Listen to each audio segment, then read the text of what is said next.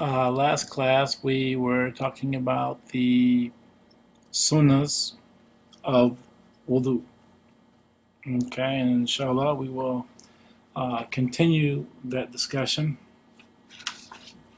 We were saying that of the sunnahs, using the siwak, washing the hands up to the wrists, we were saying that we rinse the mouth out 3 times. We rinse the nose out 3 times, or you combine the two, do them simultaneously.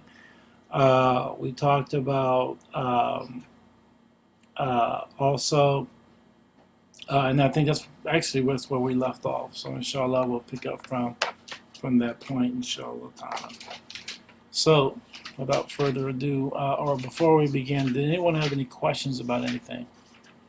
And you know that when, or as we're going along, if you ever have a question during the times that we don't have class, you can always send me an email, and inshallah we will get your question answered, inshallah, by the next class, bismillah. Unless it's something personal, then of course, then we just keep it on through the email, inshallah ta'ala. Can everyone hear me okay?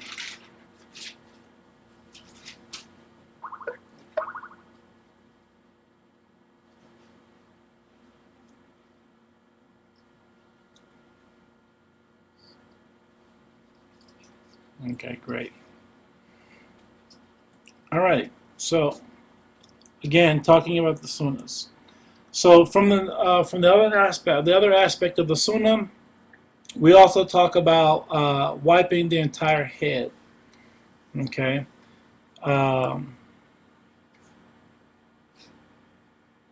Okay. Well, before we go on, we'll answer Rashum's question.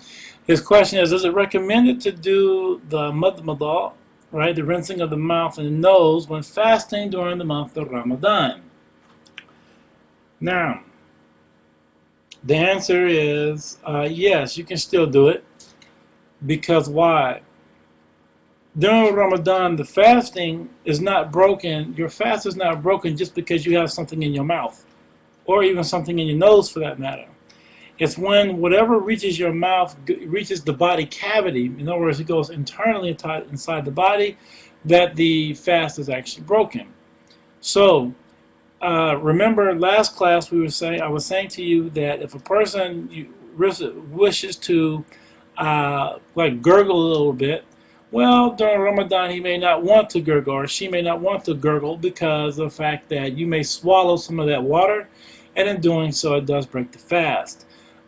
Even when you're rinsing out the nose, again, unless you're sniffing the water very hard, it should never go beyond just what's in the top part of the nose. If you sniff too hard, then obviously it's going to go down, and in that case you're going to break your wudu.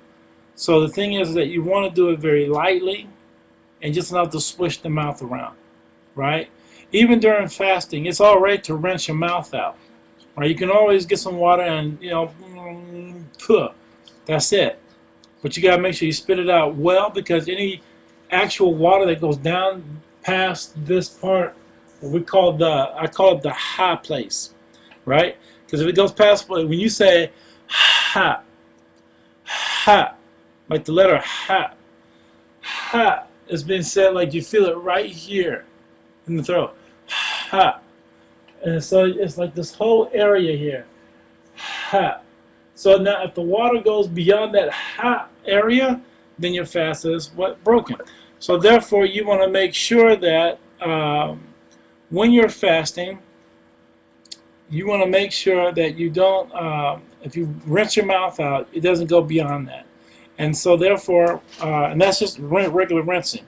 So if you're doing the madmadah, where you're drinking up the water and then just a little sniff of the water, you just don't do it hard and don't swish around your mouth. In this case, it might be better for you to wash the mouth out 3 times by itself and then do the nose 3 times. That way you provide yourself with more control. So, yeah. So, inshallah. So just be careful.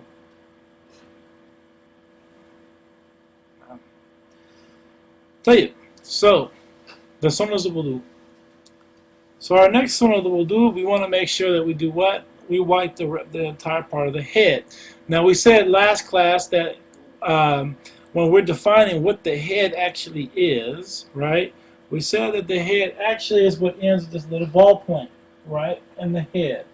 So you don't want to go beyond that point because the rest of it is what? The neck. So we don't want to go beyond that point.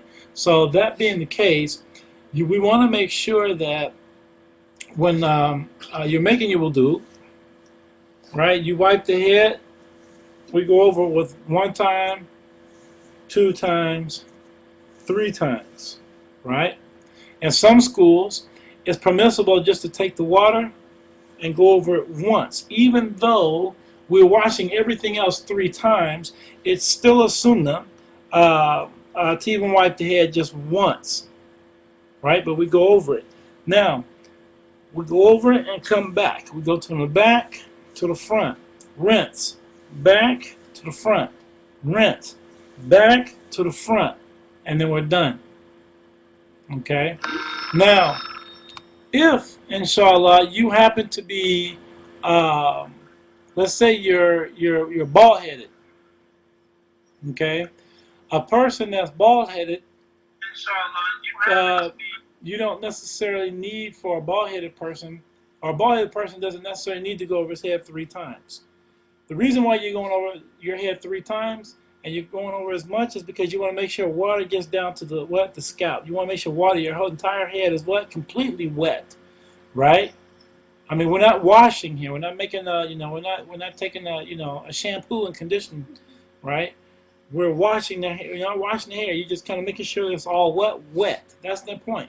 But the thing is, if you're bald-headed, right, really all you need to do is once because everything is covered. Now, if you just want the sunnah or follow the sunnah doing it more than once, Allahu Akbar, no problem. But just know that when you are washing yourself, or washing your head, and you're bald, you don't need to do it a whole bunch of times because the purpose of getting the whole head wet has already been taken care of. Tamam. So, wiping the head 3 times and then washing the ears. Now, when we wash the ears are washed what? 3 times. And each time that it's washed with what? A fresh set of water. In other words, you get the fingers wet once again and then put it back in the ear. And then when you're doing the ear, you're starting here. And for you guys, you see this. You start here. So you work your way around, right? That's what you want to do. You work your way here to the hole, right? To the ear canal, where the ear canal is. You work here, and then you take the thumbs and go over the backside.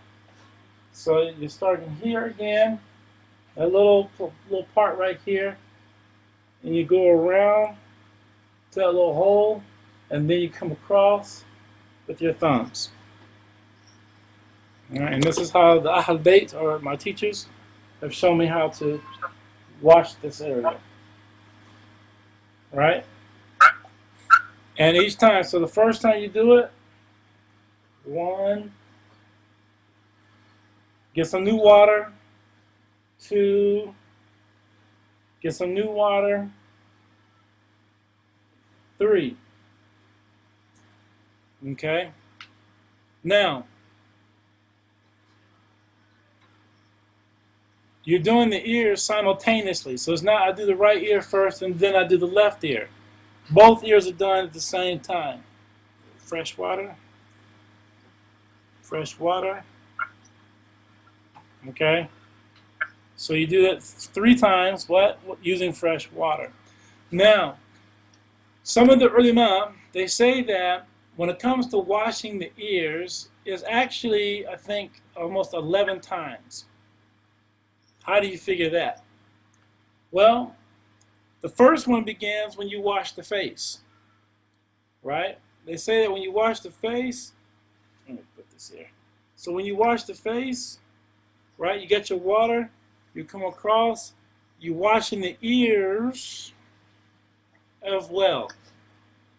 Okay, so the ears are getting it. So that's 3 times on the ears, because you're washing your face 3 times. Then after that, when you wash your, when you actually wipe your head and you're wiping, you wipe the ears as well. That's another 3 times. So that's 6 in all. Then when you actually wipe the ears, we just mentioned you do it 3 times. Okay, so that's what? That's 9 times, right? But then even after you wipe the ears, wash your ears normally, like we mentioned, right? Some of the ulama say that you take a little fresh water,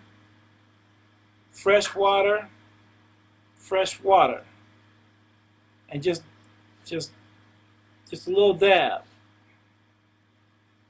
right? And so I think that's actually what, 12. That's not 11. It's 12 times. Not that you have to do that, but some of the ulama say that this is one of the ways of making sure that it all gets clean, and you also wind up washing all the what? The ears. And then you get inside here, and when I do this, I'm not just tapping the side here. I'm not just tapping it right there. I'm actually going inside. So when you get that fresh water, you're going on the inside. Fresh water on the inside, right? So you're getting in there. I don't know what you call this little thing here in English anyways, but touch that there to make sure that what? You're getting it nice and what? Clean. Okay? Tamam. So, after that,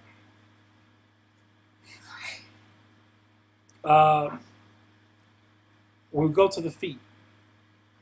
Now, when it comes to washing the feet, and we're talking about, again, the sunnah, as I mentioned the last time, with the fard of the wudu, I also mentioned the aspect of the sunnah, in which you take the little finger and you go through each toe, going through each toe with the little finger of what? The left hand. Now you get this confusion. Some people say, no, you see, you use your right hand for your right foot and your left hand for your left foot. You know, or you use your right hand on your left foot and use your left hand on your right foot. No. Left hand does all the good work. Okay? So, we wash with the left hand going underneath the gap or the little space between the little toe, the pinky toe, on the right foot. And you go in between each one. Right? Go in between each one. Up to the big toe, and then when you get to the left foot, again, you go from the big toe, the gap between the big toe, all the way down to what? The little toe. Okay? Making sure that water gets in between there. And then you want to make sure that what? We also go a little bit above. It's also sunnah, right? What do I mean by above? You're gonna get the foot action again. When we say above, we know that we're washing the regular part of the foot. Above, let me see, can you see that? I can't even see, I need my glasses. So above means here. Okay, so you've got the foot, we want the ankle, so above means about right here. Okay, we want to go higher. So it's been said that, and I think in Sahih Bukhari and Sahih Muslim as well, there's sections where they talk about how some of the Sahaba used to make their wudu, and it used to come up to the middle of their shin. Right? The wudu used to go as far as the middle of their shin. Hamid is called the tragus. Did I pronounce that correctly? Tragus. You know, Hamid is a medical student, so of course he's going to know these things, right? So tragus did I pronounce that correctly, Hamid?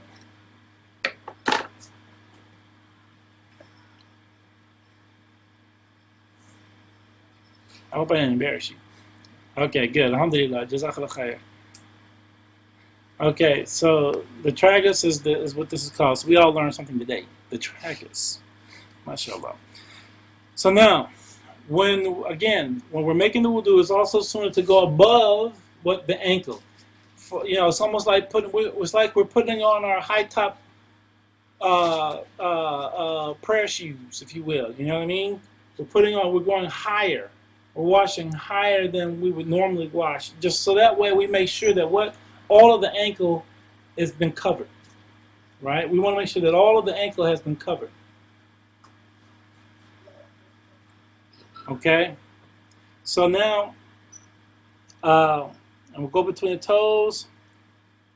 Also, to be what? Continuous. Okay? We should be continuous with the wudu. Meaning, you don't, like, if you're washing after you've, you washed your hands, you've done the washing of the mouth and the nose and everything, and then the phone rang. And then you go and talk on the phone for like 15, 20 minutes and you come back. Well, by that time, everything is dry. You want to get back before a limb or all of your wudu area has been what? Made dry. So if you washed your face and then the phone rang, or your child is in need of something, or your wife or husband is in need of something, or someone came knocking on your door, or something or whatever, and then you have to take a little bit of time away. If the face becomes dry, right, and the hands and everything else became dry, again, we're talking about doing the sunnah wudu, right? If these things became dry before you got a chance to get back and complete the wudu, then you've got to start it all the way over. Okay? Because we want to make sure the wudu has to be what? Continuous. So now let's say this. Let's say you made the wudu, right? You washed your hand, you did the siwak, you did the washing your mouth 3 times, then you say, okay, you start washing your face, you get the face done 3 times, you start washing your arm, you get the right arm, you're feeling so good about your wudu, it's feeling good, you're feeling all spiritual and connected to Allah, mashallah, you're feeling clean, and then all of a sudden, somebody came, your food that you were cooking started burning, and you got to run into the kitchen to get your food. So now you run to the kitchen and get your food. All right, now, if you can make it back, and let's say your face is dry, but your arm is still wet, well, then you can pick up and go right to the left arm and continue. Okay? But if you came back and you look, you say, oh man, my arm is dry. Right? You're like, oh shoot, it's dry. Well, then you need to start the wudu over, because it has to be what? The wudu has to be continuous. Right? It's not like we can just do a section. I mean, if that were the case, you could say, well, let's see, I'll get up for Fajr, but I'll get up at 2, I'll wash my face. And then I'll go and rest a little bit, and I'll come back and wash my arms. And then maybe in about 10 more minutes, I'll come back and wash my head, and then I'll wash my feet. That's not how this works. Everything, it has to be a continual situation, a continuous thing.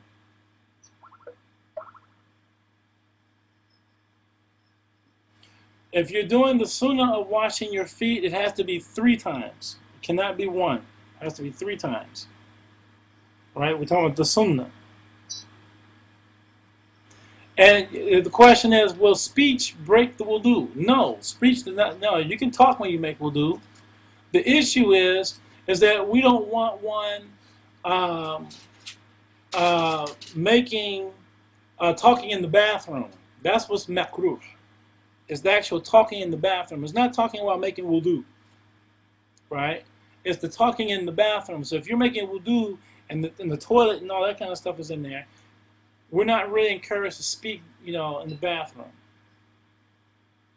So that's the issue. So talking, making wudu does not talking or speech does not impair or invalidate the wudu whatsoever. Okay. So Zarif asks, what if the face is still wet, but the last part you wash before leaving is dry? Ha, good one. So, back to our scenario. Making the wudu. You wash the face, you got that right arm, you've gotten all the crevices, you've gotten in between, you've been putting your fingers together, you've been really watching it, you're really getting into it, you're like, oh yeah, mashallah, Allahu Akbar, the Muslims have wudu. Allahu Akbar. Oh, my food is burning. So you go run and get that food. You come back. Well, your arm is dry, but the face is still wet. And I'm talking about the little drips hanging in the beard. I'm talking about the skin. You still feel there's still wetness on your face. Your face is still damp. How that happens, Allahu Akbar, who knows? But let's say it did happen. Well, if this part is still wet, then you can continue with the left arm. The important thing is that not every aspect of the wudu has dried. That's the point. So long as nothing, so long as everything has, there's still something wet, you can still continue to make your wudu because the wetness is what's important. But once you become wet, completely dry, right, then it's a wrap. You have to start all over again.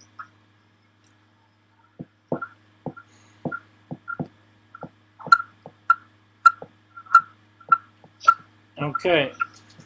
So then Osama asked, well, what about unnecessary talking? Even unnecessary talking doesn't break the wudu. So you can be in there making wudu at the masjid. Hey, man, did you hear Shaq is playing for the Celtics? Yeah, brother, I heard that too. MashaAllah. Yeah, that's great. Hey, so when you're going to park, how's it, when you and your family going to do this and that kind of stuff, and you could be making your wudu the entire time, it does not invalidate the wudu. Is it encouraged? No. But it does not invalidate wudu. Tell you. So, again, we want to make sure that the wudu is what? Continuous.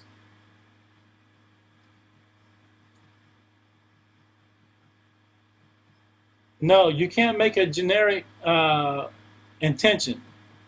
You have to make the intention to make either the fard wudu or the sunnah wudu.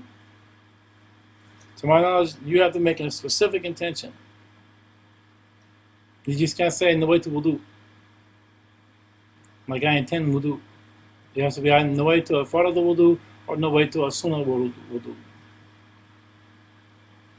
No. What I'm giving you right now, Layla, is not in your book. Unless he actually added that section.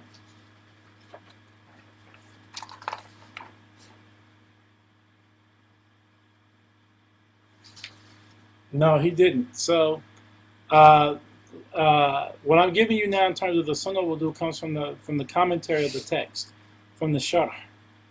So not everything that we talk about you're going to find in the text that you have before you.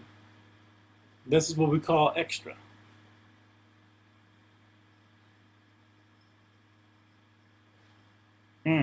Well, when you make the relevant adhkar, when you're making the wudu, you make it to yourself.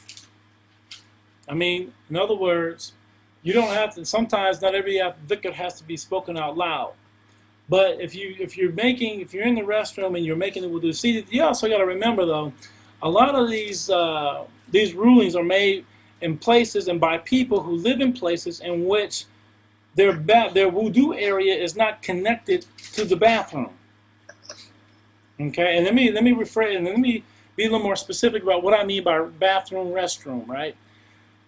If you have, like some people in their houses, you come into the doorway, and then there's a sink, and some people actually have a door. That means that if you go through that door, there's a toilet and bathtub. Now you close that door, that sink area, that's not considered the bathroom. That's your little wash area, because of the door, because of the extra door in there. All right, but the majority of the homes here, in most places, when you walk into the bathroom, right, you have your sink, your toilet, and your bathtub or your shower. All right, that's a bathroom. Now, we're not encouraged to talk in these places, right? Now, if you're going to make your adhkar, number one, it's makruh to even mention Allah's name in the bathroom. That's the first thing.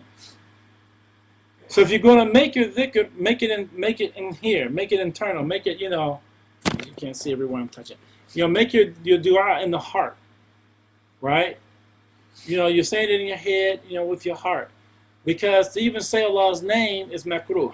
Even like bringing, that's why I'm not a big stickler of people buying, the little Allah rings or the rings with ayats of Quran on it, or La ilaha illallah, or the necklaces that say Allah, and the earrings or whatever, or t-shirts with Allah's name on it, Al-Rahman or whatever, Al-Haq Productions or whatever the case may be, because When you go into the bathroom, you're taking Allah's name into the bathroom, and that's what? Makruh. It's not haram, it's makruh. Okay? And even from the etiquettes of like when you wear a ring, right? Because the Prophet ﷺ, as we know, used to wear a pinky ring.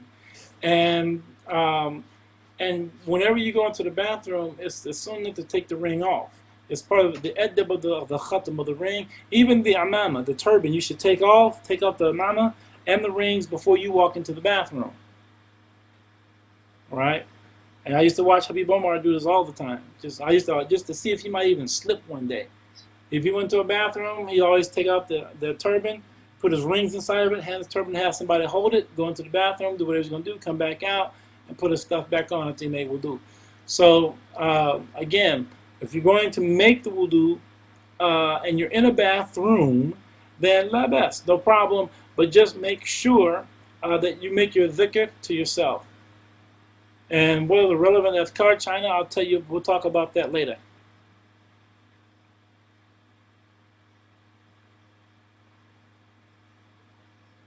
So, Abu Musa, I hope that answers your question. Okay. Tell you, what about the kufi? Yes, you're encouraged. Imam Ghazali also recommended that every time you go into the bathroom that you have your head covered. That's one of the reasons why we wear shoes in the bathroom and we wear kufis, right? Or even women wearing their headscarves, right? Because, and has nothing to do with the bathroom being filthy. It tickled me. I went to an Egyptian brother's house, and this man's a Qadi, okay? And I was asked him for, we're going to his bathroom. I looked around and said, hey, do you have any shoes? And he was like, nope, my bathroom's clean. Oh, don't worry, it's very clean. The issue is not about cleanliness. And according to Imam Ghazali, the issue is about the fact that because jinn hang out in the bathroom areas. So the thing is, the entry points for possession are the feet and sometimes the head, right? So he says for us to cover our heads and to cover the feet, right? And when we say cover the feet, I don't mean by putting on socks. I mean some little bathroom shoes, right? So that way you're able to protect yourself. It has nothing to do necessarily with filth. Now, you will go a lot of places, especially like in Tarim, Yemen, where everybody's not using shoes. Everybody doesn't have shoes. They just walk right onto the bathroom with their feet barefoot and then walk right back out. But if you go into Dar Mustafa, you will find a whole bunch of shower shoes, laid out, little flip-flops laid out for students to put on or anybody to put on when they go into the toilet area. Now, here's another thing I just thought about too when I was talking about the toilet area. The toilet area, if you go into a place and they actually have stalls, right, where they have a door that closes, then that one area is considered the toilet area. That's your bathroom, so to speak, your restroom. But when you come out and you close the door, right, and then you got all this area to wash your hands, all that kind of stuff, that area is not considered part of the restroom either. So I wanted to make sure that's an important note, because many times, like, you'll go to your parks and they have bathrooms in the parks, and you go around the corner and these are your toilets, and you come back around the corner and this is just your row of sinks, or like in the airport, So that row area of sinks is not considered part of the bathroom. That back area is. Tell you. So yeah. So it is best that, so if you wear the kufi into the bathroom, alhamdulillah. I said the turban though. The turban is what you would take off, not the kufi though. So it's saying Bismillah Sunnah.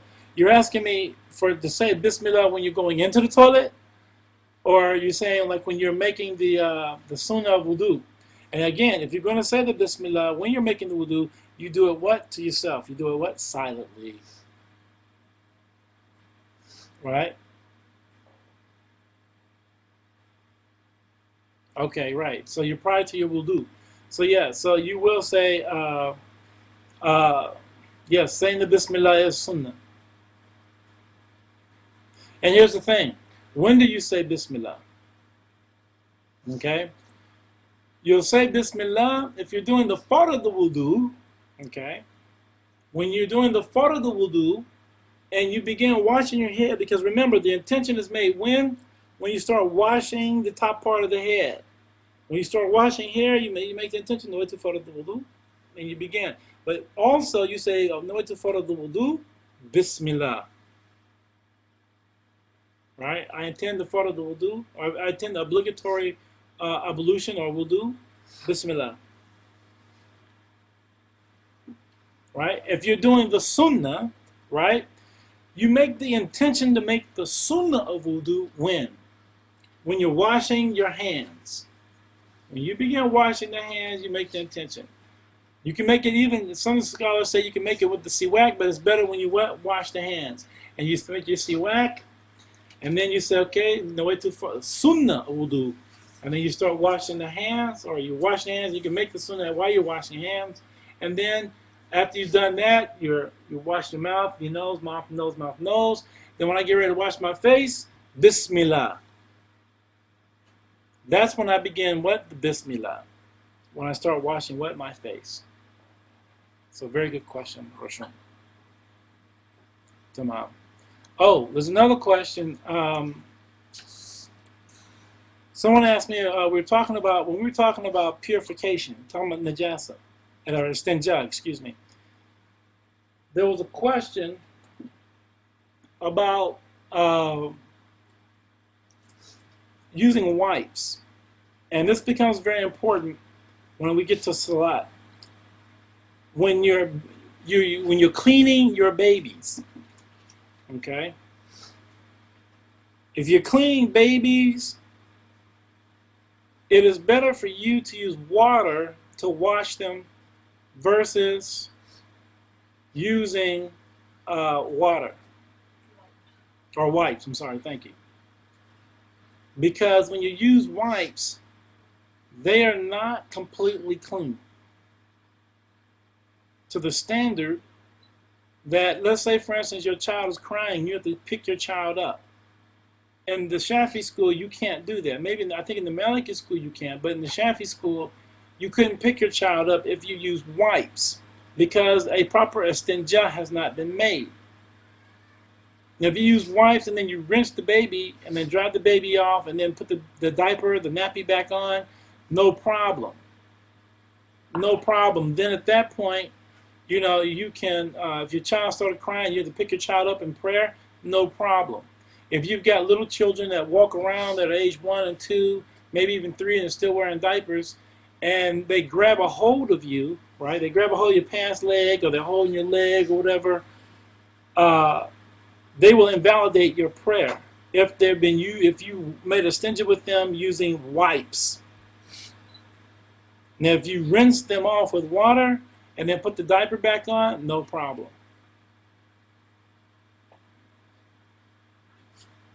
Okay. And Osama asks, can you use a solid and then use a wipe? Well, the problem here is that with a diaper, the najas spreads out, especially when they defecate. Right, the doo-doo just spreads, and so it's not as easy because then it's touching the butt cheeks, it's between the thighs, and you have to sometimes pull the little ripples, the little fat, you know, the little layers. You got to pull the little layers open to get the mess out of there. And same thing with the urine. So you can't really use a solid and then a wipe because it's like wrapped around them. So it becomes difficult. So let me go back to the other questions. The dua for entering the bathroom should be said before entering or while entering. Your dua should be said before entering, and even the dua that you make should be said upon exiting. Right? Yes, one is required to say Bismillah even when making the farad al-wudu. I mean, you don't, obviously we talked about the furud al-wudu, right? What is farad to make the farad al-wudu? And of the furud al-wudu, we didn't say Bismillah. So if you don't say Bismillah, it's not like your farad al-wudu is invalid. Okay, it's still a valid thing. It's still your wudu is still valid, but it's just better to say Bismillah. Why? And we said why? We said in the beginning, right? Kulli amrin dhu bala bidun Bismillah ar-Rahman ar-Rahim or Bismillah fahuwa qata' or aqta'. Any significant action that is done without saying Bismillah is cut. So we want to make sure that we say Bismillah. Remember, all those previous things that we talked about, saying the Bismillah, what does Bismillah mean? I mean, I wasn't just telling you that just so you could have a bunch of terms, so you could say, ooh, mashallah, I know what Bismillah means. What I'm saying is that we apply that to every aspect of our worship because we're trying to associate Allah's name with something of good, some action that we want to receive barakah from.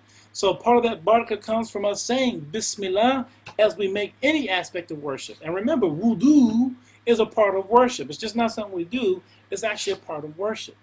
So yeah, so it becomes very important. Tell you.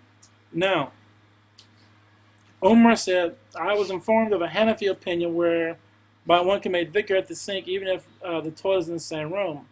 Am I correct to think that it's not the same case with the Shafis? As I said, you can do it. I didn't say you couldn't. I said you're not encouraged to speak out loud in the bathroom.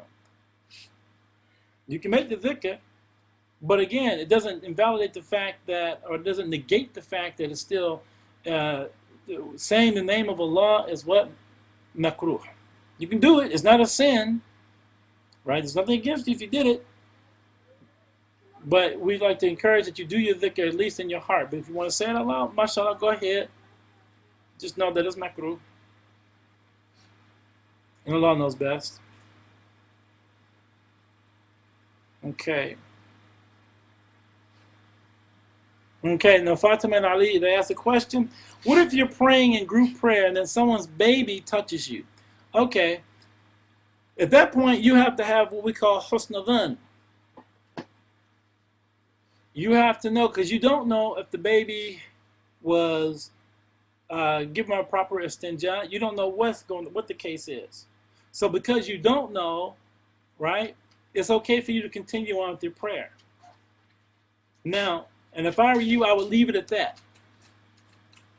Just leave it at that. If the child grabs onto you, or while you were making, and I've seen, when you're making sajda, the little kids will come up and start beating you on the back, or slapping you in the butt, and all this kind of stuff, or jumping on your back.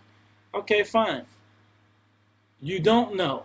So I would just leave it at that and continue your prayer, and your prayer is still valid, inshallah. Imran, can we intentionally carry filth? So we can't intentionally carry filth in non-worship acts. Example, where I work, we have non-water antiseptics. If it has animal products or intoxicant, it would be impermissible to apply this. Now, if you have to carry it, carry it. I mean, it's no big deal. You do what you got to do. If that's part of your job, you do what you have to do. I mean, if you were a butcher and you worked in a slaughterhouse and you got blood all over you, that's najis as well. So if it's on you, it's just on you. Just make sure you clean up when it's time for prayer. That's all.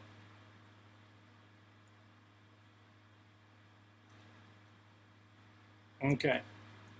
Tayyib. So, those are nice sunnahs of wudu. Now we're moving on to ghusl.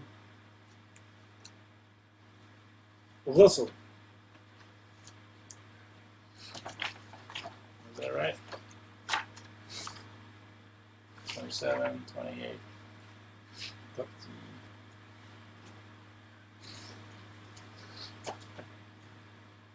Or did I? Am I on the wrong page here?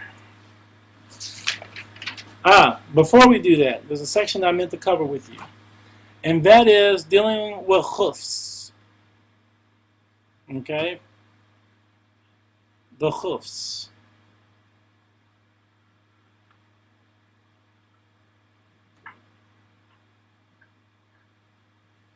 Okay? Well, before we go to Kulatain, Osama, we're going to talk about the issue of khufs, because that's a section dealing with wudu.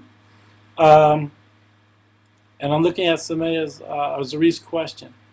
He asked, what if the baby with a najis diaper touched your jacket or your kufi or shawl and you took it off quickly? Would your prayer be valid? Okay, it's not about the touching. Right? They touched you. Boop. Oh no, my salat is invalid. No, that's not what I'm saying here. I'm saying if they grab onto you and hold you. So in that case, you don't need to take off anything. I mean, if you could, I mean, if it was a shawl, okay, pop the shawl off. I mean, we're going to talk a little bit more about this subject when we get to the conditions of prayer, because cleaning oneself or making sure oneself is free of filth is a condition of prayer. And so inshallah, we'll get to that and we'll talk about it a little bit more. Okay? Tell you. Now, hoofs. Because this is a big thing with a lot of people. And this goes into a couple other areas when we talk about wudu. When we talk about wearing the hoofs, what are hoofs? Hoofs are leather socks. Okay? We see a lot of brothers, wearing them. Sisters, and I've only seen maybe one sister wearing them my entire lifetime, but I've only been Muslim for about, 15 years, and I haven't been everywhere. So there are probably a lot of sisters who like to wear hoofs as well. So this is not just something for men. But now, if someone wears hoofs and leather socks, you have the ability to wipe over these socks, right, over these leather socks with conditions. Okay? There are conditions for hoofs. In other words, for them to be permissible, for you to just wipe over them when you're making wudu. Okay? I'll tell you. Now, one of the first conditions is that they have to be leather, or not necessarily leather, I'm sorry, that's not true. They have to be above the ankle. They have to come above the ankle. The second issue is that water cannot get through its seams. Okay? So again, you have to make sure they're above your ankle, above, what did it say, the place of what? Wudu, the mahala wudu. So you want to make sure that they're above what? The ankle. That's the first thing. Second thing, you want to make sure that that water cannot get through its seams. So it's tight, it's been sealed, or it's been sewn very tightly. Okay? Because water should not be able to get through. If water is able to get through, then you can't wipe over them for wudu. Okay? So you should be able to stand and pour a glass of water, right on top of them. Right? You have to also make sure that water is not able to permeate through it. So in other words, I pour the water and I make sure that A, the water is not able to get into the seams, and B, I want to make sure that water can't permeate through the top part of the shoe, of the hoof.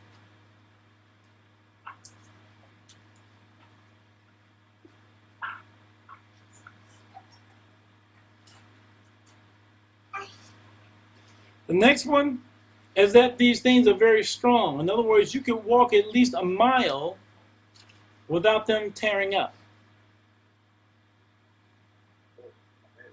So if you can put them on, you can walk 1 mile and they don't start tearing, they don't start like fringing up and start tearing up. Okay?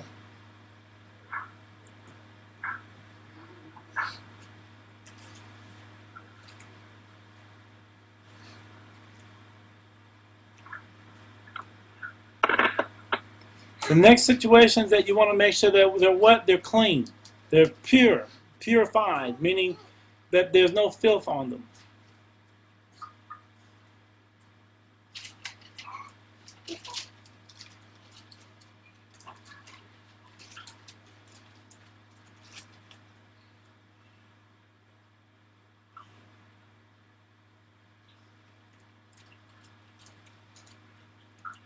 All right, the next one is that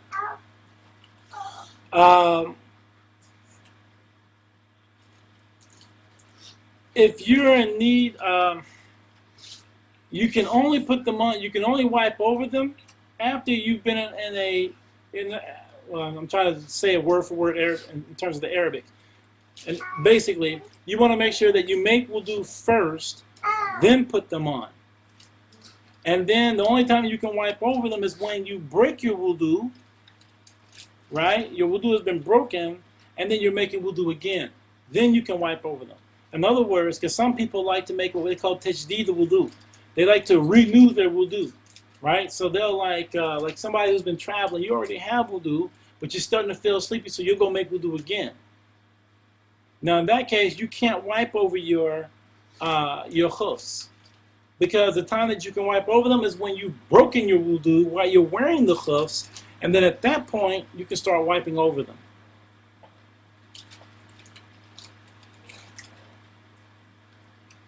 And it's also important to mention this issue about walking. I mentioned to you about walking a mile in the hoofs.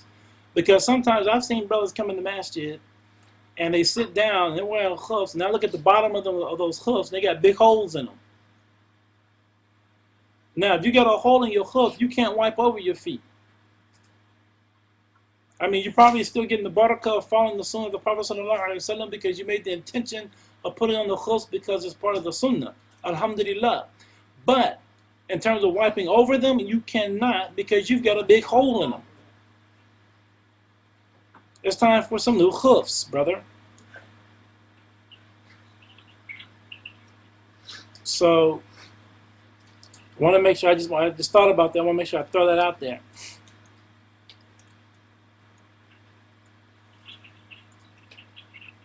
Also, you want to make sure that no part of the foot could be actually seen when you put them on. In other words, again, it goes back to the whole issue.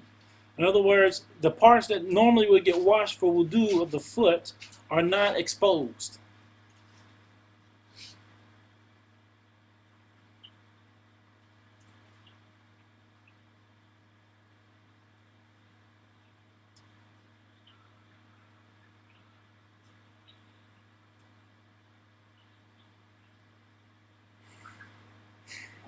Tamam. So those are your conditions. If at any time that you're wearing something that fulfills these conditions, then it is permissible for you to wipe over them. Now, here's the thing. Socks. People talk about wiping over socks.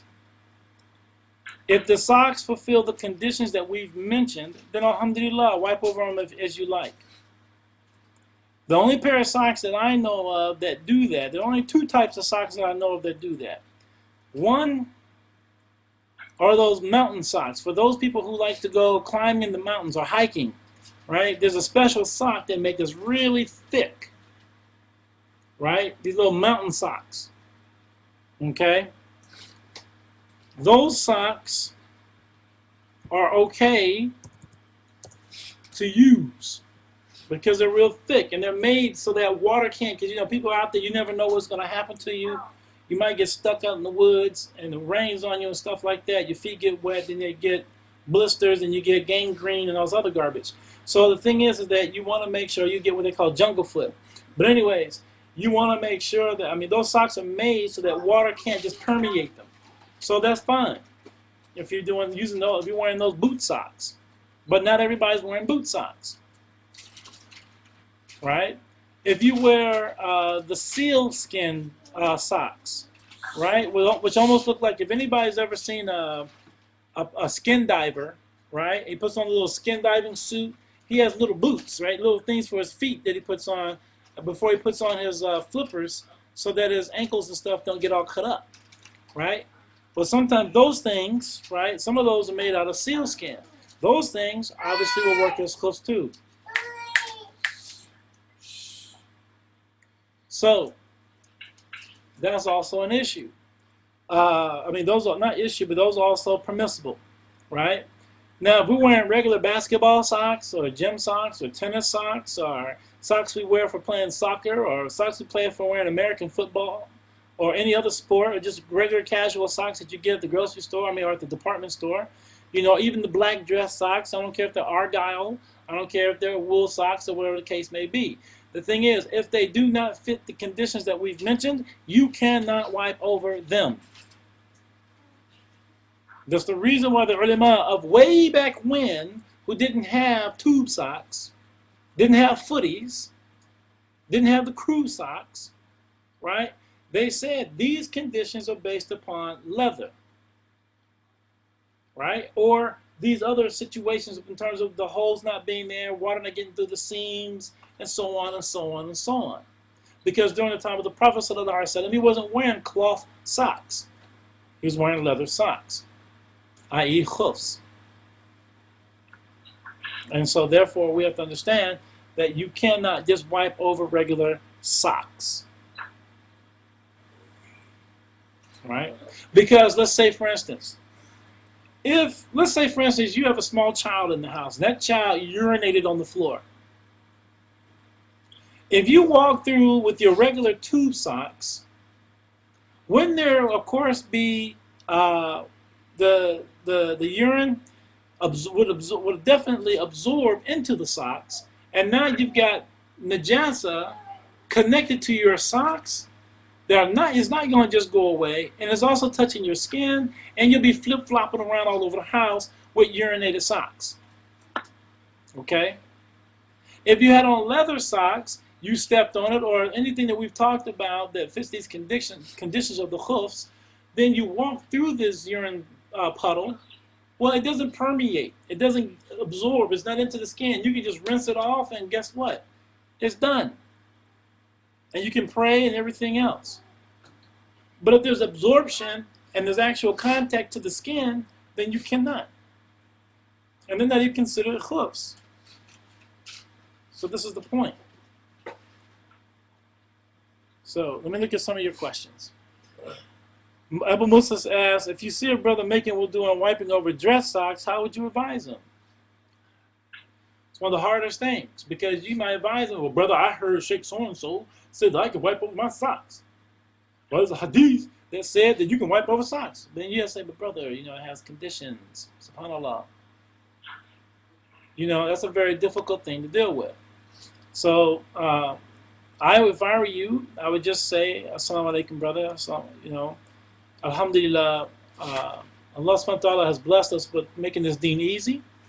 And He's allowed us the ability to make wudu and to enjoy that wudu. And the best thing is to have that water running over those feet, to completely have the sins washed away as we're making the wudu. I'm afraid that by you wiping over your sock, you're not going to benefit, or you're not going to achieve that benefit.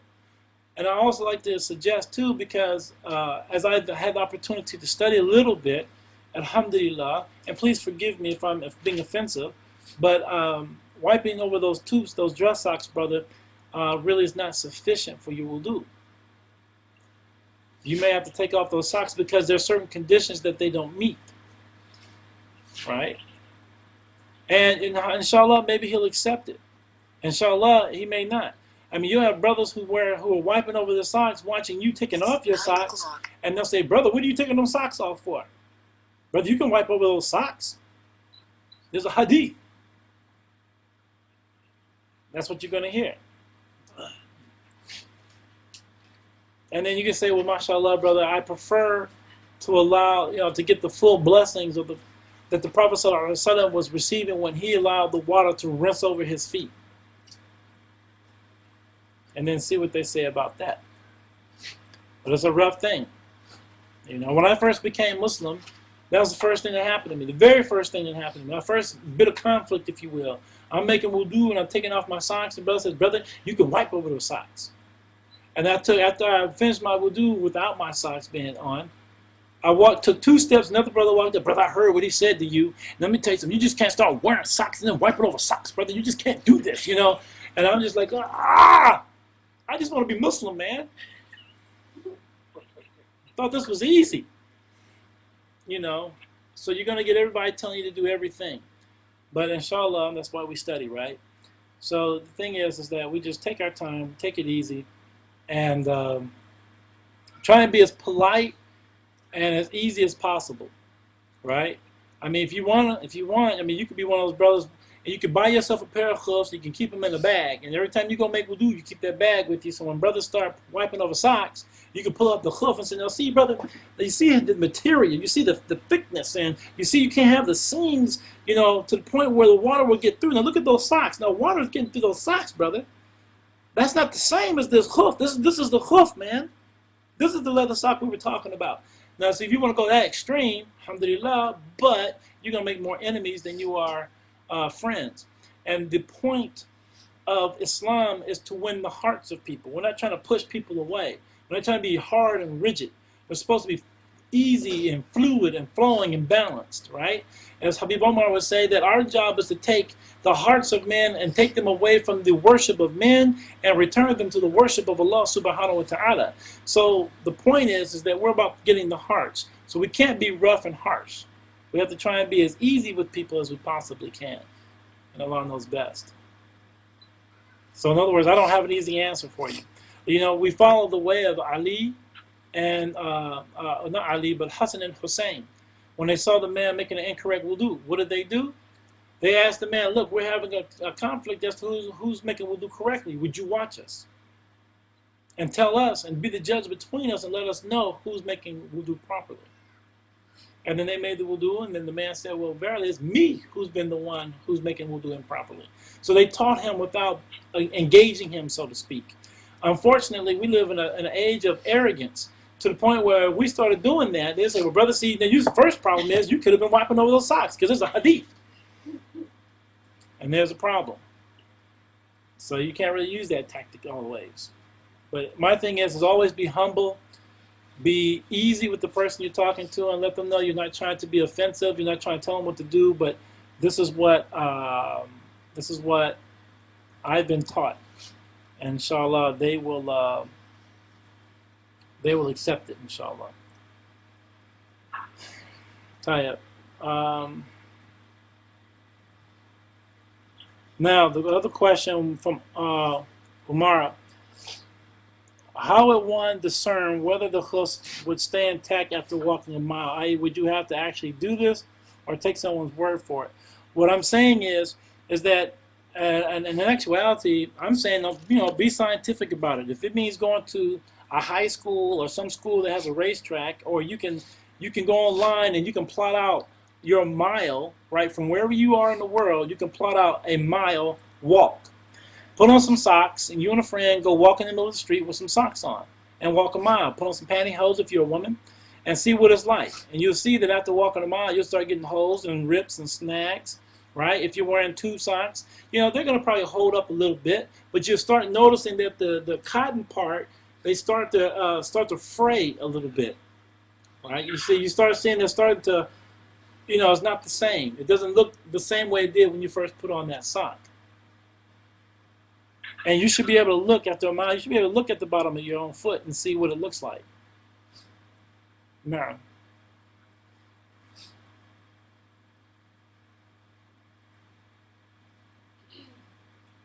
okay, yeah, there is a time frame of some. We'll talk about that in just a minute. What about wiping over leather boots? Well, now boots, high-top gym shoes. Wearing Timberland boots, right? Work boots. If they meet the criteria, and I used to be, and I still in a way have an issue with people wiping over shoes.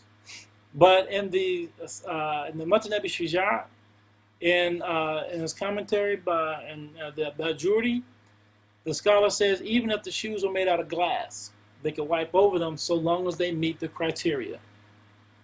So if you can pour water over the boots, and I don't mean the top part of the boots, I mean meaning like the part where your feet go into, I don't mean that part, I mean on the outside of the boot. If you can pour water over it and water doesn't get in, then you have the ability to wipe over them.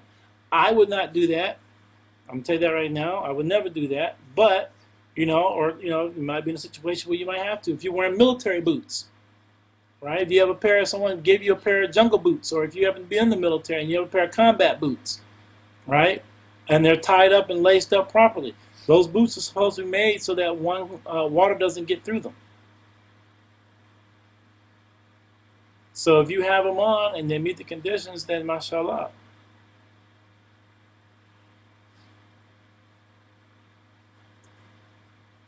Now, all right. Let's see. SubhanAllah. I mean, may Allah reward them immensely. Ya Arhamar Rahimin. Tayyib, we're actually going to have to stop here. It's time for me to pray Maghrib. And we need to get to that. And inshallah, we'll pick up again next, inshallah, next Tuesday, inshallah. And we'll continue on with class. Now, here's the thing. Next week, inshallah, depending on where you live, depending on who you follow, depending on what sighting you like to follow, regardless, next week is going to begin Ramadan. And my feeling is that I wish to continue class. My intention is I would still like to continue the course. So what I like to know is for those who feel as though they can't make it. Now again, this is only twice a week. So I know that some of us, including myself, we have to prepare, for the suhoor, the iftar, right? We have to prepare for iftar and all that good stuff. For me, where I'm at right now, I feel as though I can sit here and continue the class and break my fast and keep moving. Class ends just like now. With the class, I just break my fast, make my dua, continue with class, and then go make my maghrib. Or I just break my fast and class will be over by that time anyway. So, anyways, I don't feel like it's going to bother me, but the class is not about me. The class is about you, right? And so many of you are chiming in and saying, yeah, please keep it, I'm in, so on and so forth. Inshallah. But again, it's only 2 times out the week, So make sure someone wants to invite you over for suhoor, for iftar, no problem. You just can't do it on Tuesday and Thursday. All right? You got Monday, Wednesday, Friday, Saturday, and Sunday, and Monday. Right? Did I say Monday already? Okay, don't correct me again, boy, in public. Anyways, so anyway, so it's no problem if that's what you want to do. If you want to go off and do things, brother, could you send me the recording? Yeah, but I don't want to send you recordings. I'd rather you be here. But if that's how it has to be, that's how it has to be. So, Ronak said it's 1 a.m. where he lives, so mashallah, it shouldn't be a problem for him. So my last thing I'll say then, if you find that you cannot make class, I'm going to have class, I'm going to keep it at the same time. If you cannot make it, send me an email, tell me you can't make it, and I will, inshallah ta'ala, send you the recording. But I intend to continue this text because, I'm not concerned about finishing it in any particular time. But I feel as though when you stop something, let's put it this way. When I was in Tarim and I was studying the Muqaddimah Hadramiyya, right, which is a mid-level fiqh book. Well, actually, it's a very high fiqh book, actually. But when we were studying it, and I just got to a point where I was really understanding everything, and mashallah, I was going with it. I was flowing. I was asking beautiful questions, understanding the beautiful answers, and the students were really, into the class. I was like, mashallah, and then I had to go back to America. And then I had to go to America for like a month, 2, 3, 4 months, 5 months, 6 months, and then I'd come back to Yemen. And then what would happen? I got to take the Muqaddimah again. Okay? And now I'm almost feeling lost. Because the continuity has been broken. My flow has been interrupted. And so now I got to get back into it the same way and start getting my head into it and getting everything into it. And just as I'm throwing my whole self into it, bam, I got to go home again. I'm gone for 2, 3 months, and then I come back, and then I got to take the book again, and then I don't have the same kind of zeal. I've also seen where people, they get a long break. Anything over 2 weeks is too much, or anything over a week is too much, and then people don't come back to class. Or when you do, your heart is not in it like it used to be. Well, this is the month of Ramadan, and the month of Ramadan is for what? Increased worship. And that being said, this is part of our worship. Us actually studying right now is an act of worship. Al-Hasan al-Basri, rahimahullah, he said that sitting in a gathering of knowledge is greater than 2 rakats of nafil prayer. Another saying of one of the ulama, he said that sitting in a gathering of knowledge is better than Taraweeh. Allah who knows best, we're not going to miss Taraweeh. Inshallah, we'll have class and then Taraweeh.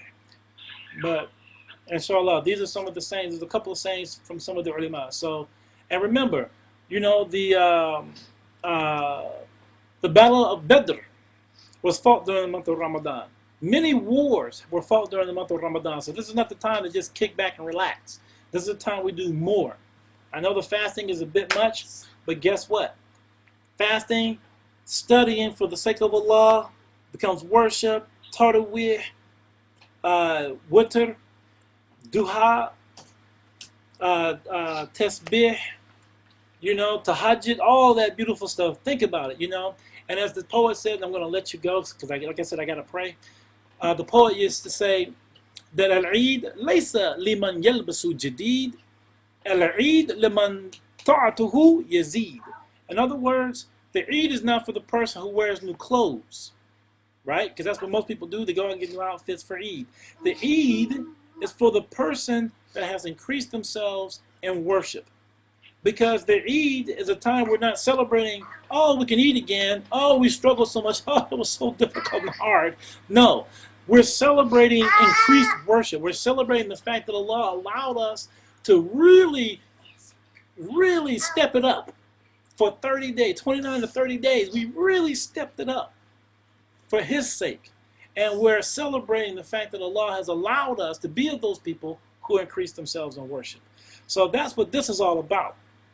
And that's why I'm going to have class. So anyways, having said that, inshallah, okay, Rashum said they won't be able to attend because of the conflict with iftar and Taraweeh prayer. Alhamdulillah, no problem. Like I said, I will definitely send you the recordings, the Sabri family.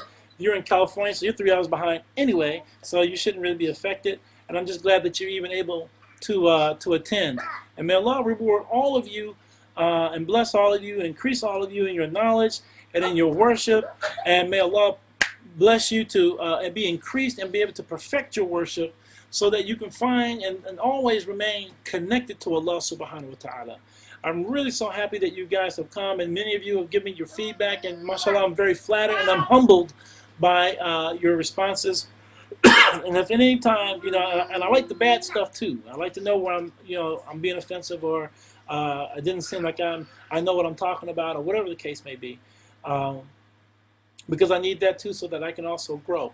But may Allah continue to reward all of you for even being here, because believe it or not, you're helping me more than I'm helping you, if I'm helping at all.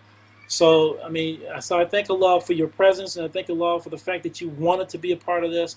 And may Allah continue to increase us. May Allah continue to watch over us and bless us and protect us and allow us to enter into Ramadan ready and prepared to meet our friend, our beloved friend, the month of Ramadan, and that we will utilize our time with Ramadan to the best of our ability.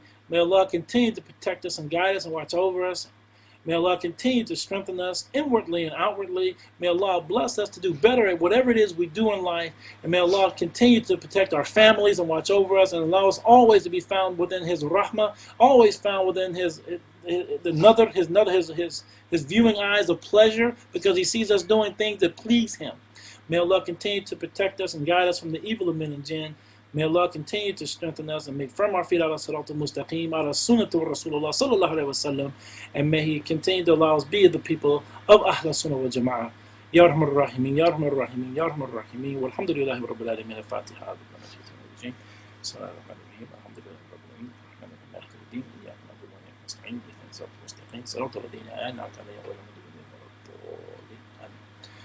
Assalamu alaikum wa rahmatullahi wa barakatuhu, inshallah.